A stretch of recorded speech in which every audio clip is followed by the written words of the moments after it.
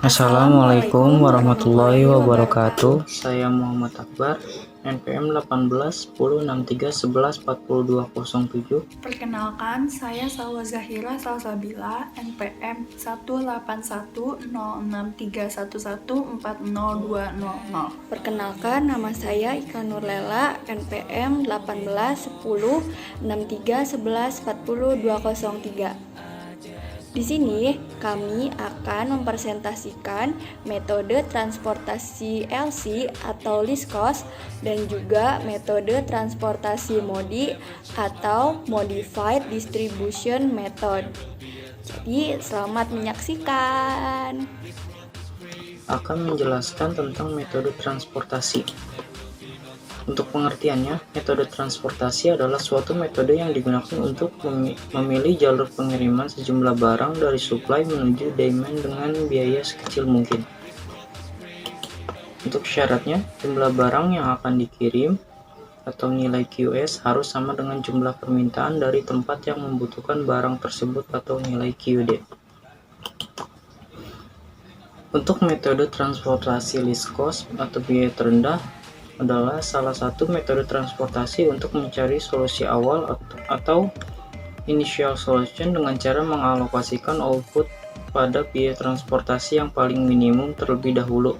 Sedangkan untuk mencari solusi akhir atau terminal solution dengan metode stepping stone maupun MODI. Untuk langkah pengerjaan, yang pertama yaitu pengisian atau pengalokasian sel. Yang kedua, besarnya sel yang akan diisi. Yang ketiga, jika kapasitas atau permintaan telah terpenuhi jumlahnya, maka pada perhitungan selanjutnya tidak ikut dalam alokasi berikutnya. Yang keempat, ulangi langkah tersebut sampai kapasitas dan permintaannya terpenuhi. Saya Salwa Zahira Salsabila akan lanjut menjelaskan contoh soal. Sebuah perusahaan mempunyai 3 buah pabrik yang memproduksi filling kabinet masing-masing berlokasi di kota 1, 2, dan 3. Dengan kapasitas produksi per tahun masing-masing pabrik adalah pabrik 1 sebesar 1000 unit, pabrik 2 sebesar 1200 unit, pabrik 3 sebesar 800 unit. Maka total produksi atau nilai QS sebesar 3000 unit. Perusahaan ini mendapat pesanan dari 3 buah instansi atau perkantoran yang berlokasi di kota A, B, dan C, di mana masing-masing memerlukan instansi A sebesar 1400 unit, instansi B sebesar 700 unit, instansi C sebesar 850 unit.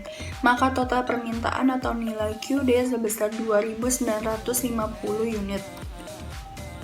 Dari soal tersebut didapatkan hasil analisis perusahaan dan diperoleh data mengenai biaya pengiriman per unit dari filling kabinet masing-masing pabrik ke masing-masing instansi. Dapat dilihat hasil analisis perusahaan tersebut dalam bentuk tabel pada gambar atas. Selanjutnya, karena QS atau jumlah barang lebih besar daripada nilai QD atau jumlah permintaan, maka terdapat dummy senilai 50. Nilai dummy tersebut dapat diisi pada kolom dummy pertama. Selanjutnya, dilanjutkan dengan mengisi sel dengan biaya terendah sampai sesuai kapasitas yang dimiliki oleh pabrik dan permintaan dari instansi sudah terpenuhi. Pertama, mengisi sel instansi C dari pabrik 3 sebesar 800. Lalu dilanjutkan dengan mengisi sel instansi A dari pabrik 2 sebesar 1200. Lalu mengisi sel instansi C dari pabrik 1 sebesar 50.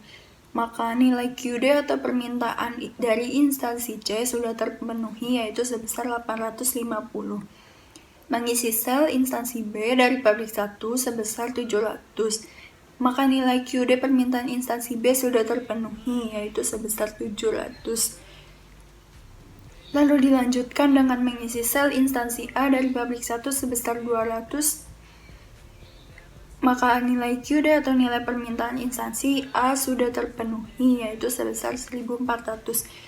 Nilai QD dan nilai QS-nya sudah seimbang dan sudah sesuai dengan kebutuhan pabrik masing-masing. Jadi dapat dicari total biaya akhir yaitu Z sama dengan 200 dikali 155 ditambah 700 dikali 150 ditambah 50 dikali 147 ditambah 50 dikali 0 ditambah 1200 dikali 142 ditambah 800 dikali 134. Angka-angka tersebut adalah kotak-kotak yang terisi penuh. Dapat dihitung hasilnya sejumlah 420.950. Pada dasarnya, metode Modi ini tuh sama saja dengan metode stepping stone, karena akan menghasilkan hasil akhir yang sama. Hal pertama yang harus dilakukan yaitu dengan sedikit memodifikasi tabel dengan menambahkan kolom UI, di mana I di sini yaitu 1, 2, dan 3, dan juga baris VJ, di mana J ini adalah A, B, dan C. Kemudian kita harus menghitung nilai UI dan VJ dengan menggunakan rumus UI plus VJ sama dengan CIJ, di mana C ini merupakan kos atau biaya yang tertera pada tabel.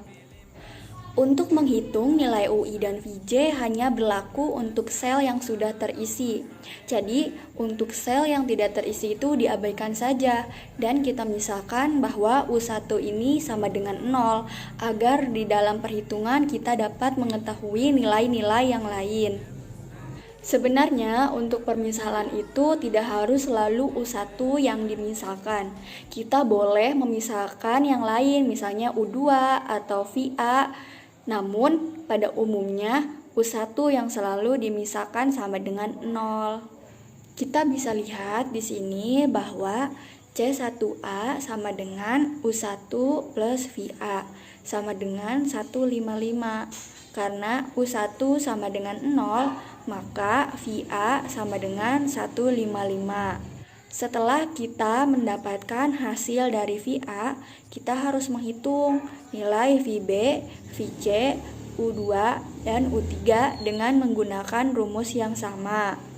Nah, di sini kita bisa lihat bahwa nilai VB sama dengan 150, nilai VC sama dengan 147, U2 sama dengan minus 13, dan U3 sama dengan minus 13.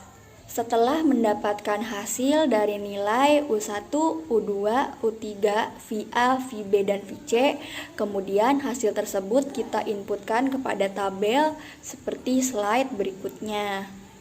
Kemudian setelah itu kita harus menghitung nilai perubahan biaya atau KIJ, di mana KIJ ini hanya berlaku untuk sel-sel yang kosong atau sel-sel yang tidak terisi.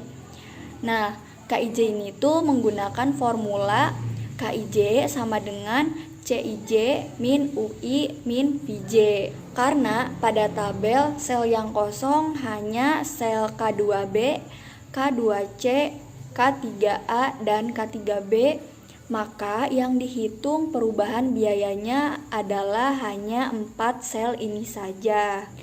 Kita bisa lihat di sini bahwa K2B sama dengan C2B min U2 min VB, di mana C2B merupakan biaya yang tertera pada sel 2B sebesar 148 dikurangi dengan nilai U2 yaitu minus 13 dikurangi dengan VB yaitu 150 dan menghasilkan nilai plus 11. Dengan menggunakan rumus yang sama, kita bisa mendapatkan bahwa nilai K2C sama dengan plus 18, K3A sama dengan 0, K3B sama dengan plus 4. Apabila terdapat nilai K yang minus, maka pada sel yang minus tersebut diisikan nilai yang maksimal, maka akan menurunkan biaya transportasi. Sehingga kita harus merevisi tabel dengan menggunakan looping seperti pada metode stepping stone untuk mendapatkan biaya transportasi yang seminimal mungkin. Karena pada contoh soal ini nilai K tidak ada yang negatif, maka tabel bisa dikatakan optimal. Namun karena pada K3A sama dengan 0, maka artinya tabel ini memiliki solusi ganda. Jadi akan ada satu opsi lagi yang akan menghasilkan nilai Z yang sama. Untuk mengetahui solusi lainnya dapat dengan menggunakan looping seperti pada metode stepping stone. Dengan mengalokasikan nilai negatif terkecil ke sel K3A dan sel lainnya menyesuaikan sesuai dengan tanda yang mereka punya. Sekian penjelasan dari kami mengenai metode transportasi LC dan MODI. Apabila ada kekurangan dan kesalahan-kesalahan yang lainnya, mohon dimaafkan. Terima kasih untuk yang sudah menyaksikan. Semoga apa yang kami sampaikan dapat bermanfaat.